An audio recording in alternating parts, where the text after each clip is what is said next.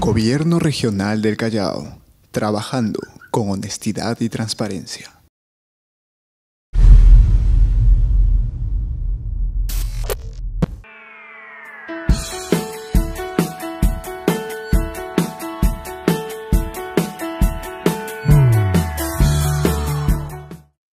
Buenas tardes con todos.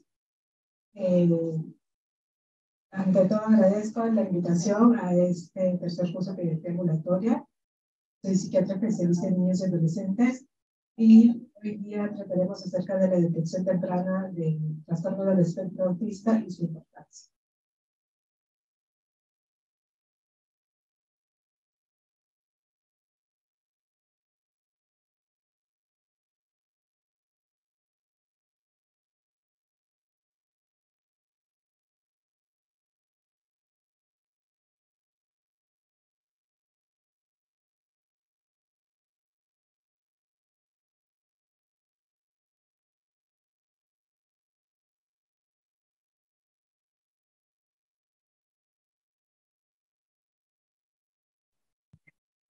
Buenas tardes con todos. Soy la doctora Verónica Guerrero, soy psiquiatra especialista en niños y adolescentes. Agradezco la invitación a participar de este tercer curso de pediatría ambulatoria. Hoy día vamos a hablar acerca de la detección temprana del autismo. Es importante. Vamos a ver primero algunas generalidades. La palabra autismo deriva del griego auto, que significa que actúa sobre uno mismo, y esto sumado al sufijo ismo, que quiere decir proceso patológico, indica el proceso patológico que actúa sobre uno mismo.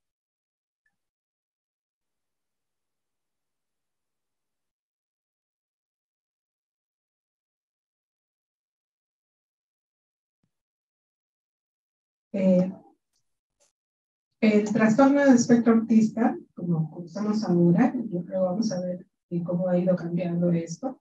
Es un conjunto de alteraciones del neurodesarrollo con una fuerte base genética que se va a caracterizar principalmente por deficiencias en la interacción social, en la comunicación tanto verbal como no verbal, así como por intereses y conductas restringidas y repetitivas. Estas características se van a mostrar de manera heterogénea dependiendo del individuo y de la etapa del ciclo vital. ¿Cómo se ha incorporado el autismo en el DSM, que es la clasificación de las enfermedades mentales de la Sociedad Psiquiátrica Peruana? En el primer DSM que apareció, si bien ya se había identificado el autismo como una entidad específica, no fue incluido.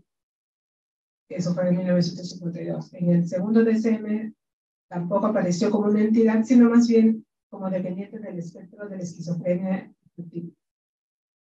En el tercer DSM, en 1980, ahí ya recién se acuña el término autismo infantil. Y en el DSM-3R revisado, se modifica el término autismo infantil por trastorno autista. Luego, ya un poco más adelante, entre 1994 y 2000, en el que se da la clasificación del DSM-4 y el DSM-4-TR, definen el autismo bajo tres características primordiales, que ya hemos mencionado, ¿no? La alteración en la interacción social, la alteración en la comunicación y patrones de comportamiento, intereses y actividades restringidas y estereotipadas, y se le denominó trastorno generalizado del desarrollo. En la última clasificación, es el DSM-5, que salió en el 2013, se fortalece el concepto de autismo mediante una denominación de trastorno del espectro autista que abarca ya los diferentes entidades nosológicas como el trastorno autista, el trastorno de Asperger, el trastorno generalizado del desarrollo no especificado, y reemplazan al término de trastorno generalizado del desarrollo. El CIE, la incorporación del autismo en el CIE-10 y por el CIE-11 que recién está por utilizarse. Vemos que en 1974 la OMS recién incluyó el trastorno el capítulo de trastornos mentales como capítulo 5, y se dio recién el CIE-9 el CIE-10 como trastorno generalizado del desarrollo, que después ha pasado en el CIE-11 como trastorno del espectro autista, que al igual que el DSM-5 también abarca el síndrome de Asperger, el autismo, el trastorno desintegrativo. Y por otra parte también nos indican algunas pautas sobre si el autismo está asociado o no a discapacidad intelectual. Haciendo una comparación entre el DSM-5, el CIE-10 y el CIE-11, entonces vemos que en el CIE-10 todavía se habla sobre el autismo infantil, pero en el DSM-5 y en el CIE-11 ya se habla de trastorno autista. El síndrome de Asperger se mantiene en el CIE-11 y en el DSM-5 se habla de trastorno de Asperger, pero dentro del trastorno del espectro autista, ya no como algo separado. También se incluyen los trastornos desintegrativos, y más bien el síndrome de Rett ya no se considera dentro de estos trastornos porque es más un trastorno neurológico. En cuanto a algunas generalidades acerca del autismo, tiene una prevalencia de 4,5 a 10,000, que va hasta 60 y 1,000, que esto es considerando el espectro más amplio, ¿no? Aquellos que son más sutiles, que a veces es difícil de diagnosticar.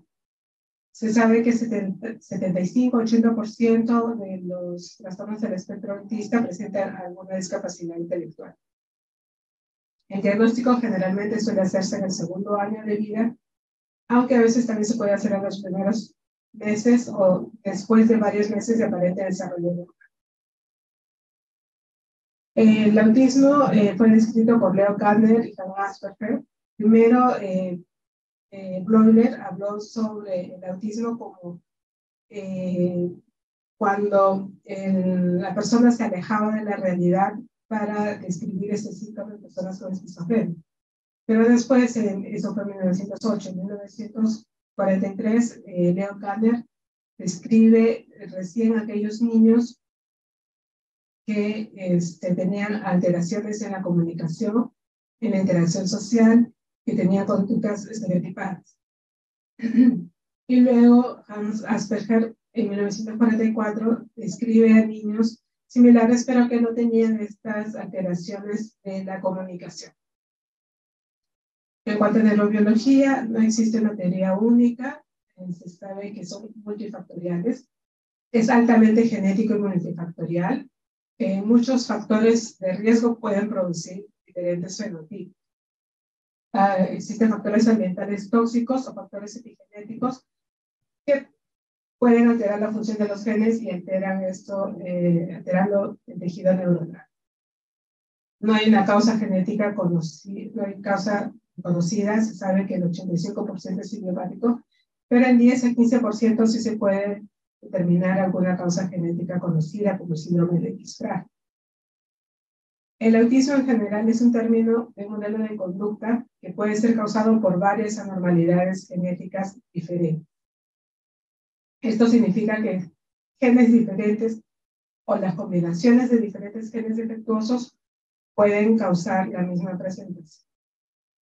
Ahora, ¿por qué es importante detectar tempranamente? El detectar tempranamente nos va a llevar a que el niño con trastorno del espectro autista pueda mejorar en sus niveles de comunicación, pueda mejorar su relacionamiento social, su función cognitiva, que pueda mejorar su autonomía, de esta forma también su calidad de vida, y que pueda disminuir las conductas desadaptativas y síntomas autistas. Esto nos va a conllevar a una mejoría del pronóstico. Ahora, para poder hacer esta detección temprana y que nos pueda llevar a una mejoría del pronóstico, entonces tenemos como base la detección, que tiene varios componentes, ¿no? El tamizaje, luego la detección va a pasar a la intervención temprana y eso nos va a llevar a mejores resultados. Para esta detección tenemos que tener una vigilancia del desarrollo que debe ser realizada por los profesionales de salud de una forma longitudinal y sistemática. evaluar cuáles son los hitos del desarrollo, cuáles son las alteraciones, cuáles son los factores de riesgo, qué antecedentes tienen. Entonces, pero antes de llegar, digamos, a una evaluación especializada, se puede realizar un tamizaje para poder ver quiénes están en riesgo. Eso lo vamos a ir viendo. Luego, ya después de que pasó por el tamizaje, vemos que esto se va a derivar en una evaluación especializada. Si corresponde, se hace una investigación etiológica y una consejería acerca del riesgo de recurrencia. Entonces, tenemos 4 pasos para poder evaluar lo que es el tamizaje y la importancia de esta intervención temprana. Tenemos que hacer una vigilancia del desarrollo del infante durante los 3 primeros años. Generalmente es en estos primeros 3 años porque es donde, digamos, nos va a poder dar la oportunidad de intervenir a tiempo. A veces cuando se espera mucho, digamos, a veces dicen, no, nos está demorando en hablar porque así también se demoró su papá, ¿no? Y esperan a los 4 o 5 años. Una vez tuve un niño que recién a los 7, 8 años recién estaba incluyendo a su hijo.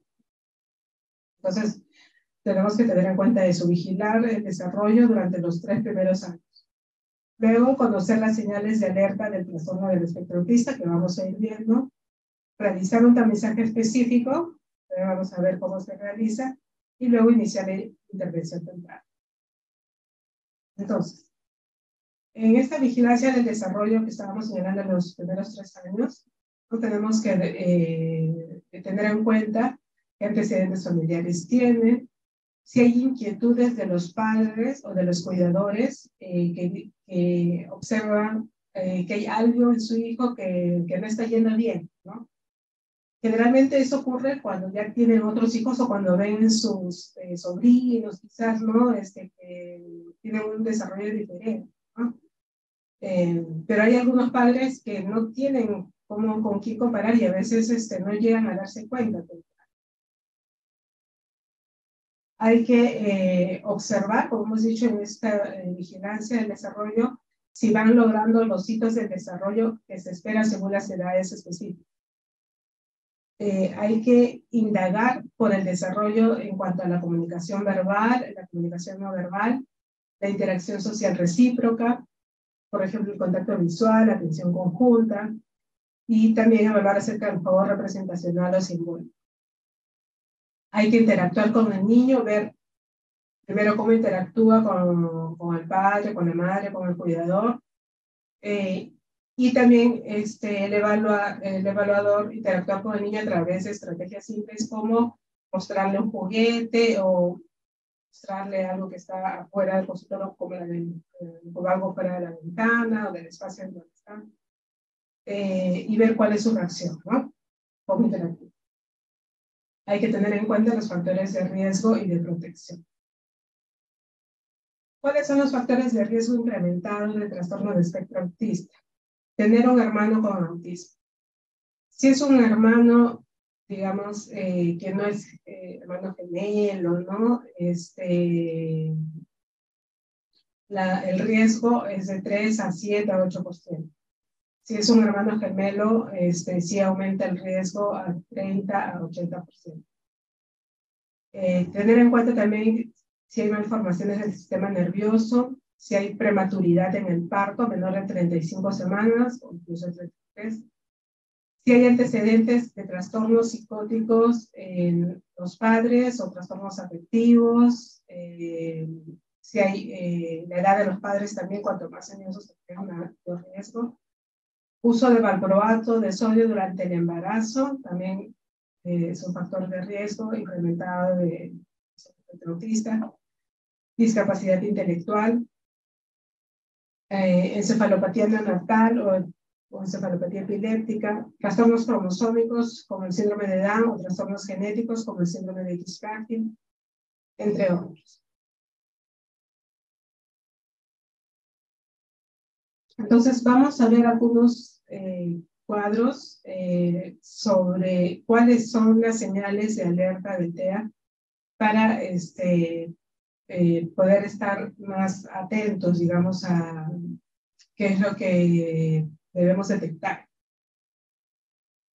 Por ejemplo, esta es una clasificación, este es un pequeño cuadro que dice, a los 6 meses, no mirar a los ojos cuando se le habla.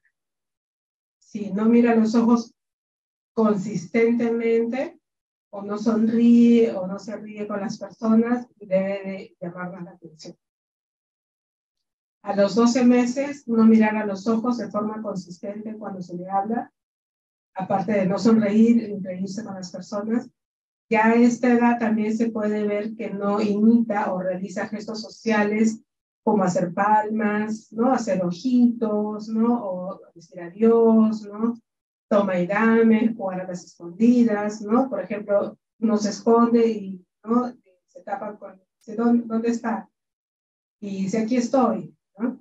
Entonces el bebé no reacciona mayormente a estos estímulos, ¿no? Que normalmente sí lo hace.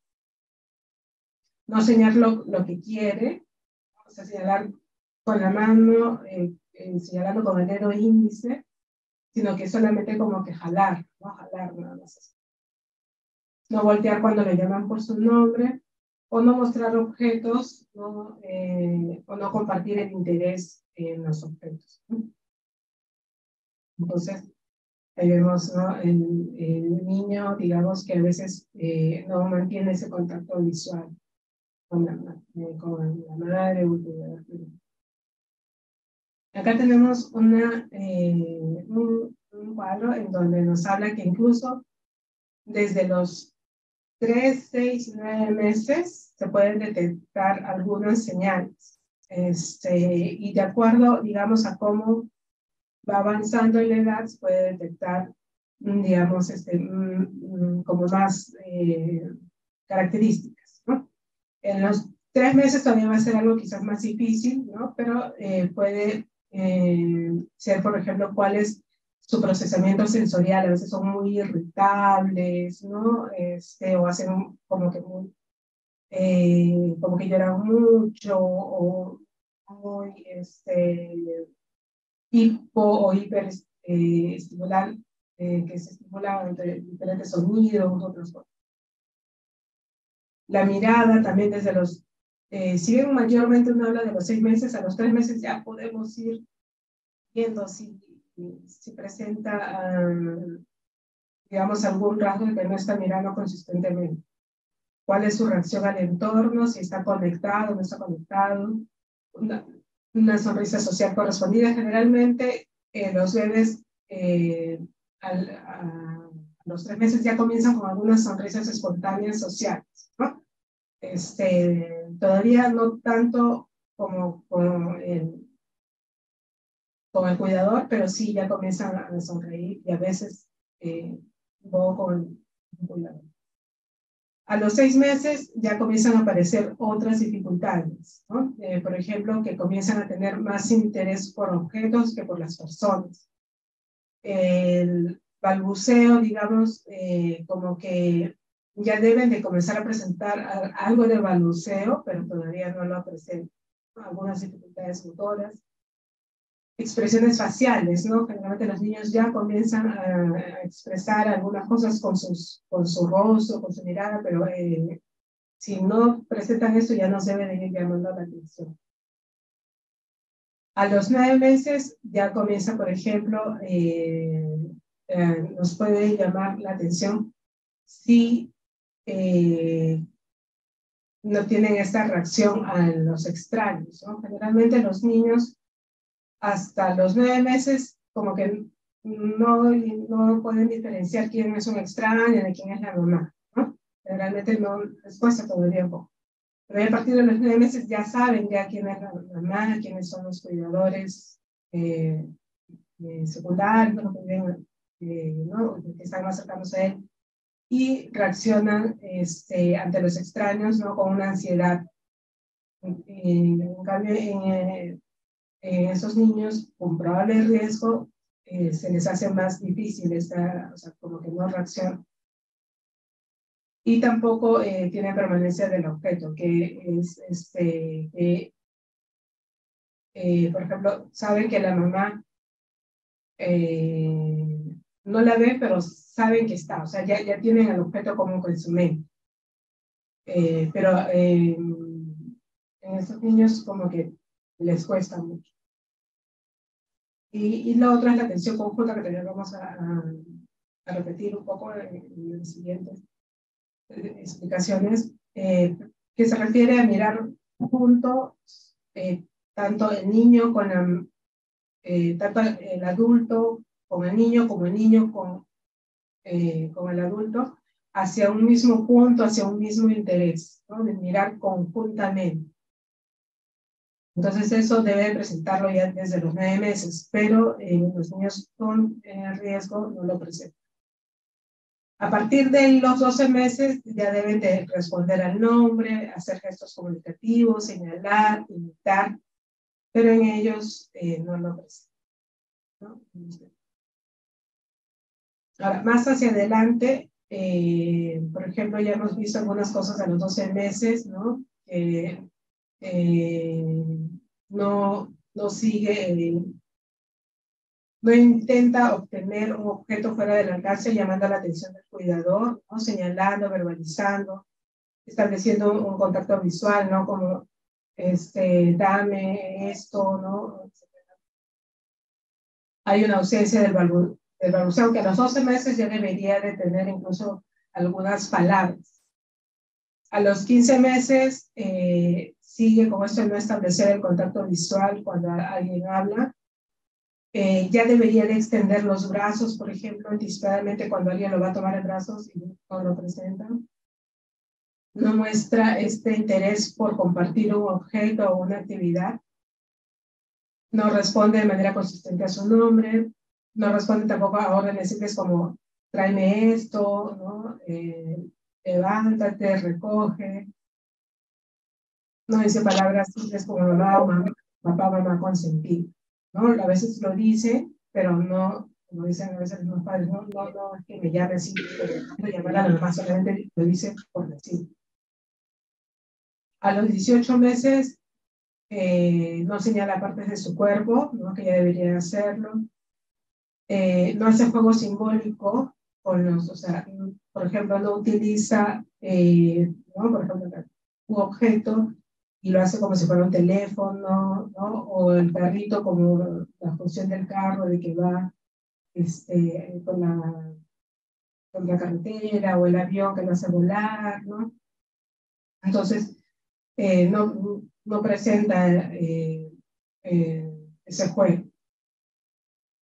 Tampoco responde cuando el examinador señala un objeto. No señala, digamos, no muestra un objeto para que el examinador preste atención en él, ¿no? O la otra persona, el cuidador.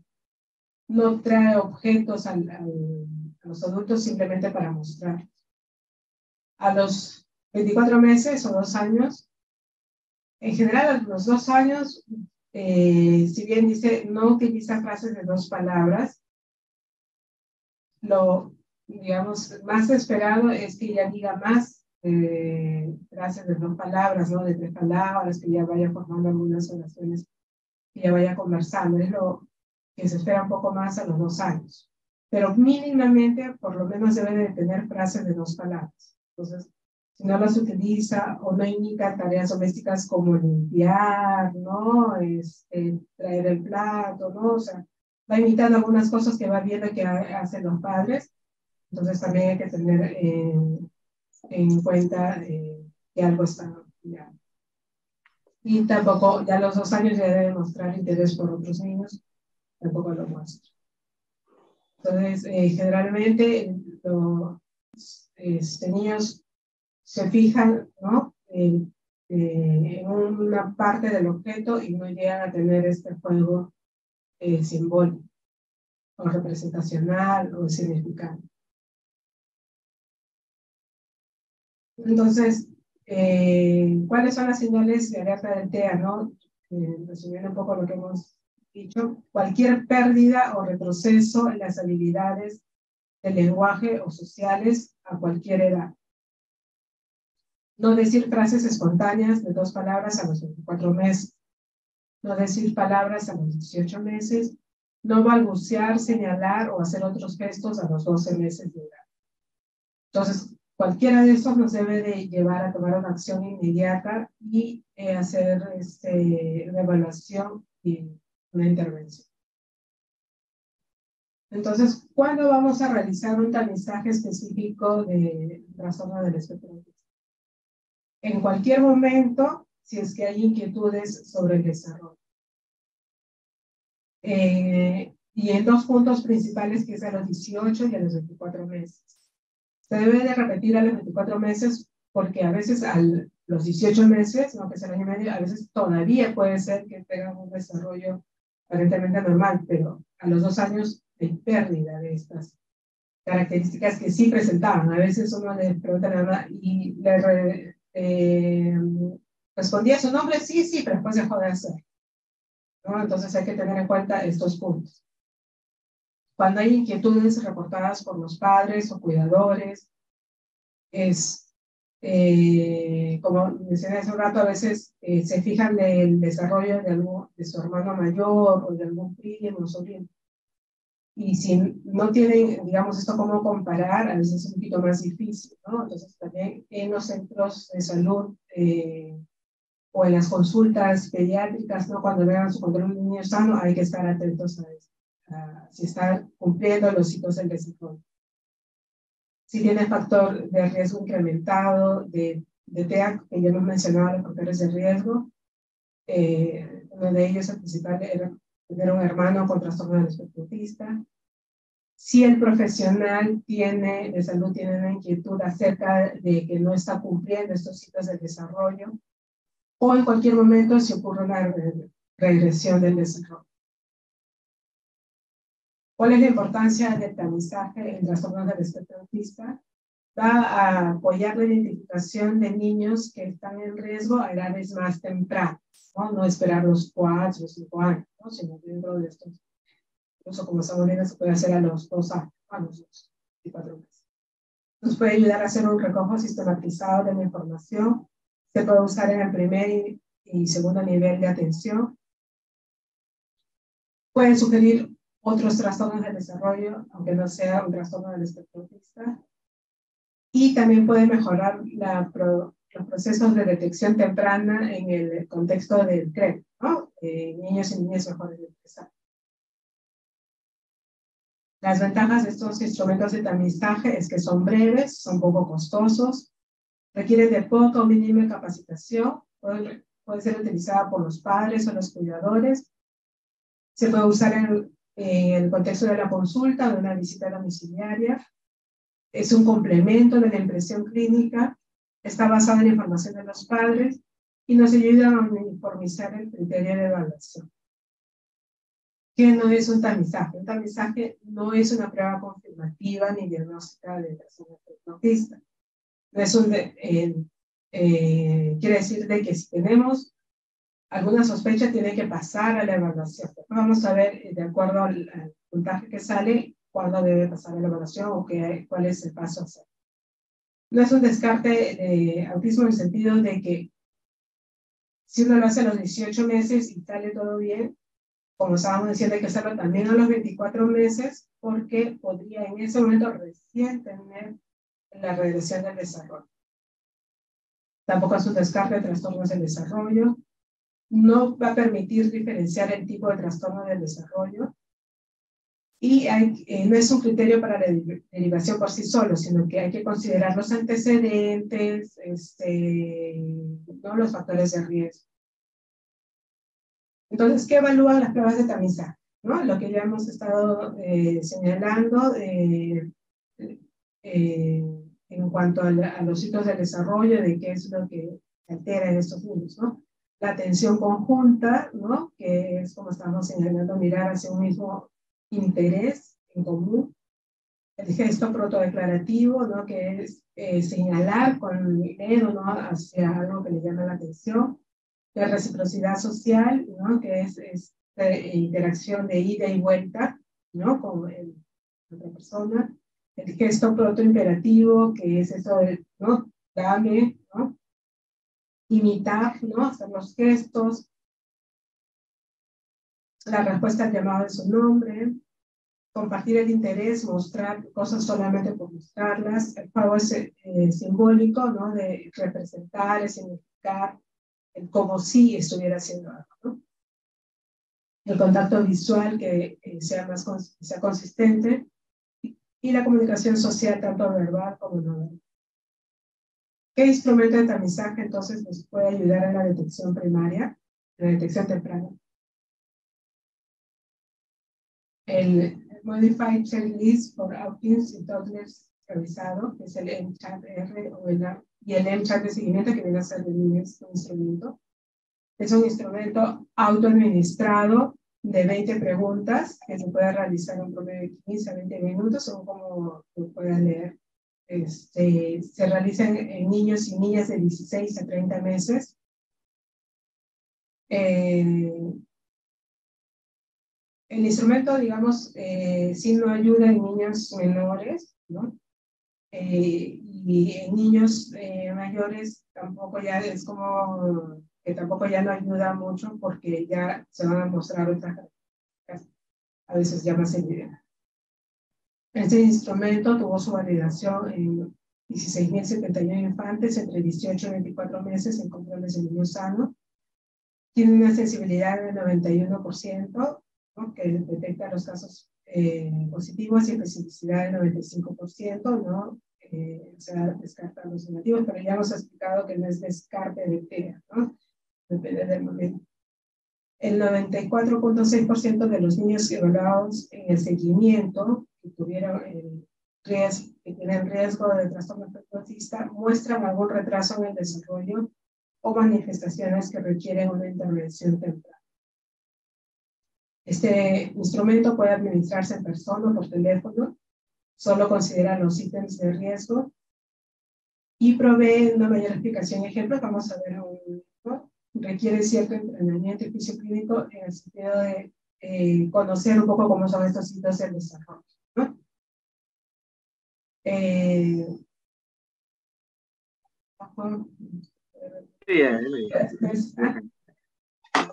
Es la página, se puede descargar este instrumento en forma libre.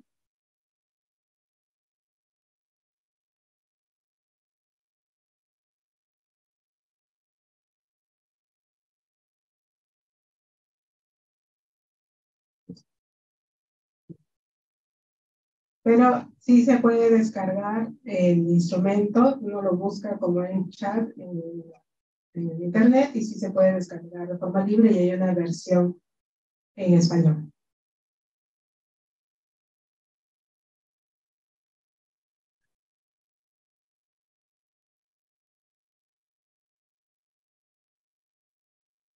Entonces, este es el instrumento, son 20 preguntas que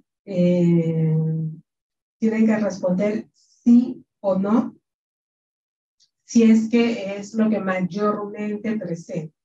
Si solo lo presenta algunas veces, entonces se responde como no. Y dentro de las preguntas hay ejemplos, ¿no? Por ejemplo, en la pregunta 5, ¿su hijo hace movimientos extraños con los dedos de las manos cerca de sus ojos? Por ejemplo, ¿mueve o agita los dedos de la mano cerca de sus ojos de manera extraña? ¿Sí o no? Luego vamos a ver cómo se puntúan las preguntas. ¿Su hijo camina solo, sola, sin apoyo? ¿Sí o no? Si usted señala algo que está del otro lado de la habitación, su hijo mira hacia lo que acaba de señalar, ¿no? Por ejemplo, si usted señala un juguete o un animal, su hijo mira al juguete o al animal, ¿no? Entonces ahí responde uno sí. ¿Cómo es la puntuación? Si uno responde sí, es la respuesta ideal. Si uno responde no, es una respuesta de riesgo. Excepto en las preguntas 2, 5 y 12, es al revés. La respuesta ideal es no, y la respuesta, digamos, de riesgo es un sí. Entonces, En un momento vamos a ver un ejemplo. Si sumamos los ítems en riesgo, 0 a 2 puntos es de bajo riesgo, de 3 a 7 puntos es riesgo moderado, y de 8 a 20 puntos es de alto riesgo. Aquí, por ejemplo, hemos marcado las preguntas 2, 5 y 12, que son en sentido inverso. Ahí las respuestas deben de ser no. Entonces, por ejemplo, alguna vez se preguntó si su hijo es sordo, la respuesta es no. Su hijo hace movimientos extraños con los dedos de las manos cerca de sus ojos, por ejemplo, mueve o agita los dedos de las manos, la respuesta es no. En las otras preguntas, por ejemplo, su hijo señala o indica con el dedo cuando quiere pedir algo, busca ayuda, respondido que sí, que es una respuesta ideal. Pero tenemos aquí tres preguntas que son, por ejemplo, la pregunta 7, que dice, su hijo señala o indica con el dedo cuando quiere mostrarle algo que le llama la atención. Por ejemplo, señala un avión en el cielo o un camión muy grande en la calle. La respuesta ideal es sí, pero acá han respondido no, entonces es un punto. La pregunta 10. Su hijo responde cuando usted lo llama por su nombre. Por ejemplo, su hijo le mira, le habla, balbucea, o deja de hacer lo que está haciendo para mirarlo cuando usted lo llama por su nombre. La respuesta es no. Entonces, un punto. Ya van 2 puntos. Y en la pregunta 14 dice, su hijo le mira a los ojos cuando usted le habla, juega con él, ¿no? O lo está vistiendo o ella.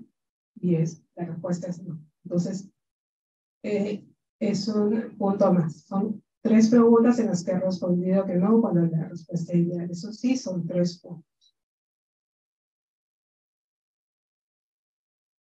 Entonces, ¿cuáles son las acciones de acuerdo al resultado que vamos a tener? De 0 a 2 puntos es un bajo riesgo. Hay que continuar el seguimiento, la vigilancia del desarrollo y repetir de todas maneras el tamizaje a los 24 meses. Si es de 3 a 7 puntos, como en este caso que hemos encontrado 3 puntos, es un riesgo moderado. Aquí se vuelven a administrar los ítems que ha fallado al mes. Y se evalúa si siguen fallando o si ya, digamos, ya los logró. Y de 8 a 20 puntos es de alto riesgo, hay que referir inmediatamente a un establecimiento de salud, inicialmente de pediatría, digamos, para que pueda pasar después a los servicios especiales. Entonces, este cuadro es como para resumir. Hacemos una vigilancia del desarrollo, estábamos mencionando de 0 a 3 años. Si encontramos indicadores de alteración en el desarrollo del lenguaje, de la parte cognitiva, de la parte social, si hay presencia de algún factor de riesgo o preocupaciones de los padres o de los cuidadores acerca del desarrollo, si hay alguna alteración en sus habilidades, o un niño o niña de 24 meses, de 18 hay que realizar un tamizaje mediante el instrumento, el chat realizado. Y de acuerdo al resultado, vamos a tener entonces las acciones, ¿no? Si es de 0 a 2 puntos, es bajo riesgo, continuamos la vigilancia y repetimos el tamizaje si es que hubiera alguna alteración en el desarrollo, ¿no? O alguna aparición reciente de la pérdida de alguna habilidad. O si no, a los 24 meses. Si es de 3 a 7 puntos, que es un riesgo moderado, iniciamos la intervención temprana. Se puede repetir el tamizaje al mes, solo con los ítems que no ha pasado. Y si persiste, se deriva a la brevedad a los servicios especializados. Si es de 8 o más puntos, hay que iniciar la intervención temprana cuanto antes con el niño y la familia. Y derivar a los servicios especializados, tanto de neurología pediátrica o de medicina física y rehabilitación. En todo esto hay que involucrar a la familia. Entonces, ante un tamizaje positivo, debemos derivar para una evaluación integral y que incluya varios pasos, entre ellos para una evaluación biológica, hacer una visita de seguimiento pronta cuando tengamos para poder ir vigilando cómo van cumpliendo con lo que uno les, digamos, les está indicando que realicen tal o cual evaluación y coordinar las referencias y recursos que se requieren. ¿Dónde puedo derivar al niño y de la familia? Tenemos los centros de salud mental comunitarios que ahora se están distribuyendo a lo largo. Sí, bueno, tu casa, mami, ya. Que tienen servicios especializados para niños y niñas. Ay, pon tu casaca. Hay psiquiatras, hay terapeutas, psicólogos, o también hospitales generales o institutos en donde haya psiquiatra infanto-juvenil, neurólogo pediatra y medicina física y rehabilitación. Entonces,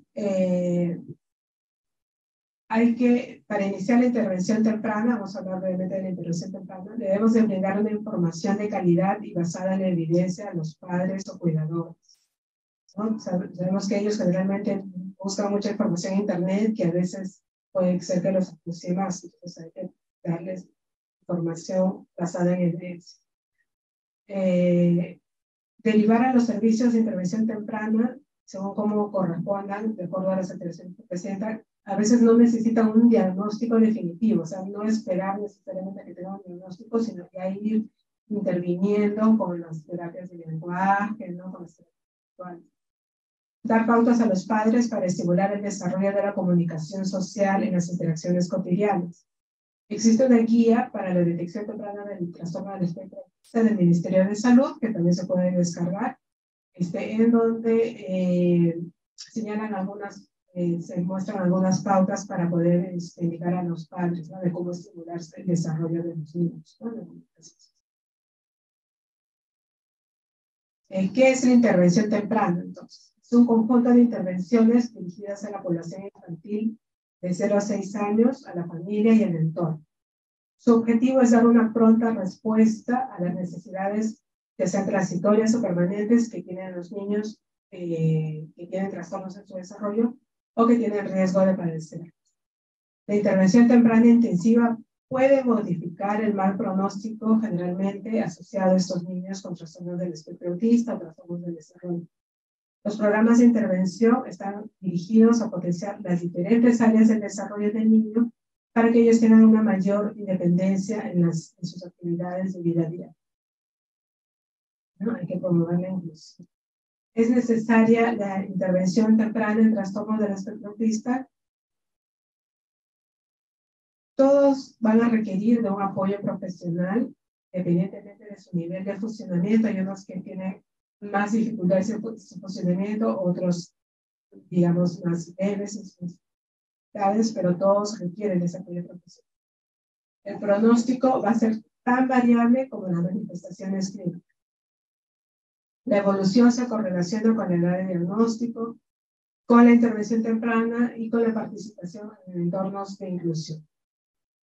Se ha encontrado que si la intervención temprana comienza a los 2 años, aumentan los logros en la comunicación, en el funcionamiento intelectual, e incluso algunos no presentan algunos de los síntomas.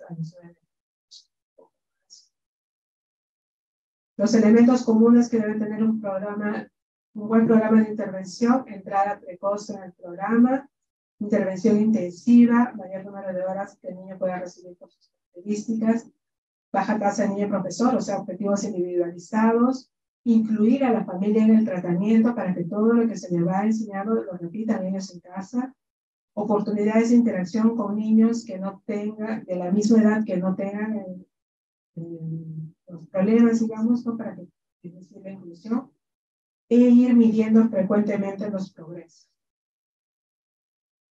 Debe haber también un alto grado de estructuración con elementos como una rutina predecible, programas de actividades visuales y límites físicos para evitar la distracción. Generalmente hay que tener estrategias para poder generalizar y perpetuar las actividades aprendidas.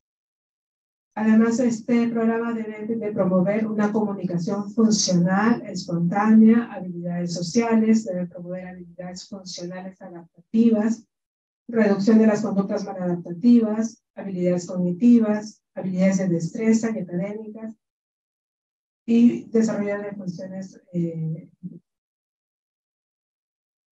No olvidar que los niños y niñas con trastorno del espectro autista pueden aparentar tener un desarrollo esperado para la edad.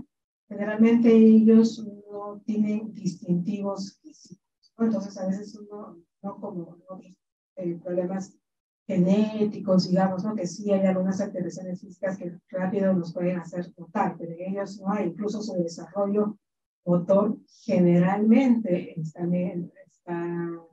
Entonces, como que no llama la atención mucho. Entonces, tenemos que tener en cuenta estas manifestaciones sutiles que hemos mencionado, ¿no? La intervención debe empezar ante la sospecha inicial y no esperar el diagnóstico confirmativo.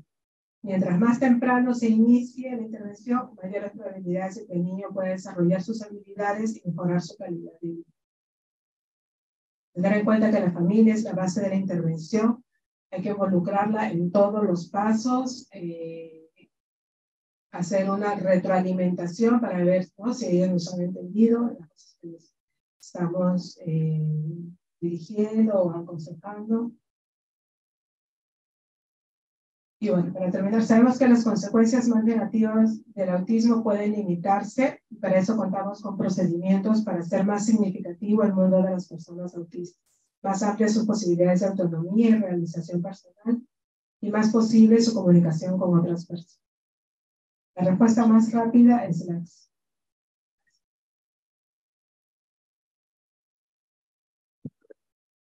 Muchísimas gracias, doctora Nube. Gracias por su ponencia. Ha sido muy clara con respecto al tema de la espectro autista, el cual vemos bastante como pediatras. Tenemos en el chat algunas preguntas para usted. Dentro de las preguntas, nos gustaría saber si hay instituciones que puedan darnos todas las facilidades como ha mencionado, ¿no? Que tengan un número de horas tutor niño, cuántos estudiantes deben ir en un niño con espectro autista, le conviene que estén con niños de su misma edad, de edad más baja. ¿Cómo debería ser la educación en este tipo de pacientes? Hay que ir viendo de acuerdo a las características que van presentando, ¿no? Digamos, algunos tienen dificultades en su lenguaje, ¿no? Que no presentan, ¿no? Entonces, ahí quizás primero deben de ir a grupos más pequeños, ¿no? Alguna educación especial, pero conforme van avanzando, ¿no?, en sus, digamos, en las habilidades de comunicación, en las habilidades sociales, entonces se les puede incluir. Hay que ver, hacer la evaluación tanto del mismo autismo como de si presentan alguna discapacidad intelectual asociada, para ver cuál es el entorno que más, digamos, les puede favorecer, pero que no sea algo determinante toda la vida, ¿no? No, sino que hay que ir viendo conforme va avanzando en su desarrollo. Por eso dice, hay que hacer los, digamos, las evaluaciones de los progresos, ¿no?, relativamente frecuentes, para ir viendo qué es lo que más puede ayudar, ¿no? Hay algunos que necesitan. Generalmente, claro, no se recomienda muchos niños de 15 a 20, algunos sí todavía, pero dependiendo, ¿no? O sea, si hay algunos que tienen dificultades, más dificultades, quizás un grupo menor de 10, ¿no? Entonces hay que evaluar en cada niño, digamos, cómo se va a presentar, ¿no? En la lista de los colegios, si no los tengo, eso es complicado, pero sí hay varias instituciones, ¿no?, que ayudan. Falta todavía, digamos, esta integración entre lo que es, por ejemplo, el Ministerio de Salud y el Ministerio de Educación, ¿no?, para poder llevar a cabo. Existe lo que es el grupo SANE, que está en los colegios nacionales, ¿no?, pero estos todavía tienen sus limitaciones, ¿no?, pero sí ayudan a los niños con nutrición. Hay papás que a veces no saben que existe este grupo SANE, ¿no? ayuda a los niños con diferentes grupos, diferentes alteraciones de trastornos del desarrollo, a que puedan incluirse en un colegio regular. Gracias, doctora. Otra pregunta del público es, a todos los pacientes con TEA deberían ser evaluados por neurólogo, por otorrino y por genética, o a quiénes sí y a quiénes no. En general, sí, todos deberían de pasar una evaluación multimodal, que se le llama, ¿no? Que pasa por el neurólogo, por el otorrino, para descartar que este problema de que aparentemente no escucha, ¿no? Realmente no sea un problema de audición, ¿no? Hay algunos niños que sí llegan a tener, por ejemplo, que aunque muestran características de autismo, también les han encontrado algún problema de audición. Entonces, o sea, tenemos que ver, por eso, no solamente un rasgo, sino varios, igual que la evaluación sea multimodal. En cuanto a la evaluación genética, si, digamos, sospechamos tiene algunas características físicas, digamos, ¿no? Ya que nos puede llamar la atención, por ejemplo, un X frágil, ¿no? Para el Willy, ¿no? Entonces, ahí nos podría ayudar un poco más. Ahora, si queremos este consejo, digamos, para ver si es su primer niño, ¿no? Tiene autismo, entonces, ahí para una consejería, si van a querer tener otro niño, entonces, sí, acudimos.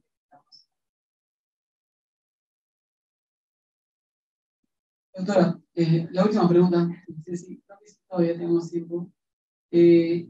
¿Marca la diferencia el diagnóstico temprano de los pacientes con TEA? Y la siguiente pregunta sería, ¿cuánto influyen los padres en el desenvolvimiento, en el desarrollo de estas características que queremos que logre el paciente con TEA? Bueno, sí, a través de la evidencia científica, ¿no? Se ha visto que efectivamente, si se interviene tempranamente, bueno, sí lo he visto en los pacientes, ¿no? Sí llegan a mejorar la mayoría. Es cierto que hay grupos, algunos, por más terapias que se le hagan, no se ha visto también que no logran, digamos, adquirir el lenguaje verbal, pero sí se comunican a veces de otras formas, ¿no? Que eso también hay que tener en cuenta. Pueden que no se comuniquen verbalmente, pero sí a través de los sistemas que ahora se usan de PECS, por ejemplo, ¿no? Que son los sistemas audiovisuales. Tener en cuenta eso, pero sí logran, digamos, hacerse más funcionales, más autónomos cuando se interviene tempranamente. Eso ya sería otra posición, como ver un poco más amplio esto de la interrupción temprana, pero sí se ha visto que logran mejorar varias de las conductas, sobre todo desadaptativas en su comunicación. Ahora, en cuanto a los padres, por ejemplo, ¿no? Sí, como hemos visto también, la familia es la base de esta intervención,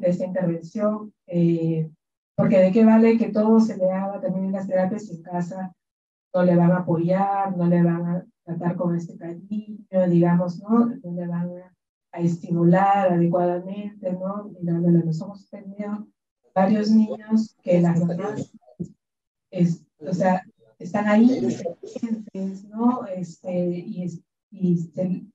Y a veces hay niños, por ejemplo, que están más desarrollados, o sea, que presentan características de autismo, pero que reconocen, por ejemplo, más animales, reconocen colores, así que otros niños que no presentan autismo, sino que presentan algún problema del retraso. Ahora, justo también hay que tener en cuenta ahora esto, por ejemplo, de las pantallas, ¿no? De los celulares, de las tablets, ¿no? Que generalmente los papás están muy inmersos. Dicen, ay, el niño, pero generalmente también el papá dice, ay, mi hijo está muy metido en el celular, pero el papá le da el celular, o la tía, el abuelo, en fin. y ellos también estaban, ¿no? Muy sumergidos en el hospital. Entonces, si bien puede ayudar en algunas cosas, lo ideal es que todavía niños pequeños, hasta los 6 años, evitaran la mayoría de lo posible, digamos, puede ser brevemente para algunas cosas, pero muy pequeñas. Pero la idea es, como se decía, ¿no? Antes jugar con ellos, ¿no? Interactuar con ellos, cuando la mamá les da de lactar, hablar con ellos, ¿no? Sonreírles, ¿no? Señalarles las cosas, ¿no? Jugar con ellos. Se ha perdido bastante eso, ¿no? Y bueno, con esto de la pandemia también es cierto que también ha habido los problemas, la falsa porque sobre el trabajo, ha habido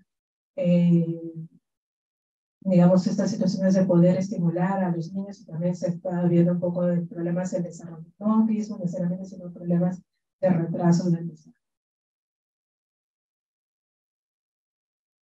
Doctora, tenemos muchas preguntas del chat, pero creo que en resumen la pregunta de los tres va dirigido hacia a qué edad se podría confirmar o afirmar en definitivo si el paciente tiene TEA. Creo que antes el corte era a los 3 años, pero ¿eso ha cambiado en los últimos tiempos? Digamos, si hacemos una evaluación,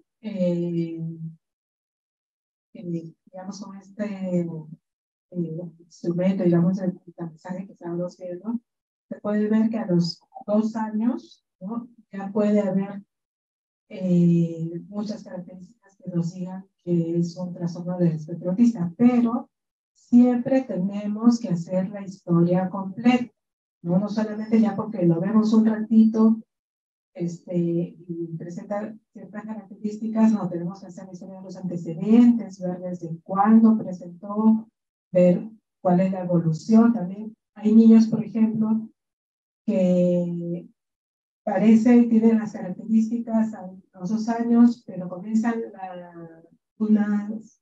pero si uno hace la historia, ¿qué pasó? Que los papás se fueron a trabajar y los abuelos, no es que siempre sean los abuelos, los tenían frente al televisor todo el tiempo. Entonces el niño no aprendió a hablar, no aprendió a hablar. El diagnóstico definitivo se puede hacer, digamos, como que entre los 2 y 3 años. Podemos detectar características antes de los 2 años, pero tenemos que hacer una historia longitudinal del desarrollo y evaluar cómo van respondiendo también a las intervenciones. Doctora, muchísimas gracias por su tiempo, por su exposición. Ha sido muy interesante saber un poco más de este espectro y cómo poder ayudar a nuestros pacientes que vemos en el día a día. Muchísimas gracias, doctora Verónica Nume. Para finalizar, doctora, quisiéramos entregarle su certificado.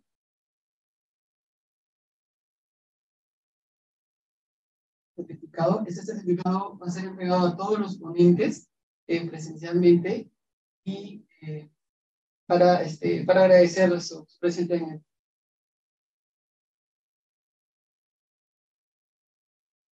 Muchas gracias, doctora. Muchas gracias.